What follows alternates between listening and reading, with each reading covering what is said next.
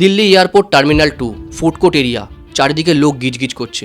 এর মধ্যেই একজন 60 বয়স্ক লোক মাটিতে লুটিয়ে পড়ল।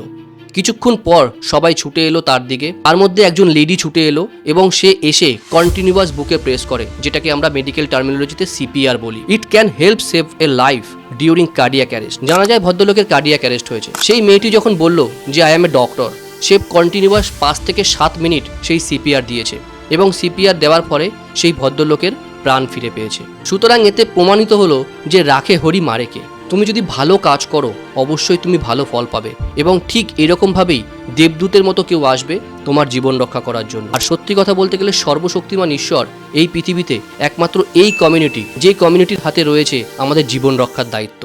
সুতরাং ডাক্তারদের উপরে যখন অ্যাটাক আসবে তখন অবশ্যই তার অ্যাগেনস্টে প্রোটেস্ট করুন, ডাক্তারদেরকে সেভ করুন, যাতে ডাক্তাররা আমাদেরকে সেভ করতে পারে। সবাই ভালো থাকুন আর সুস্থ থাকুন, এবং এই মেসেজটা অবশ্যই সবার সাথে শেয়ার করুন।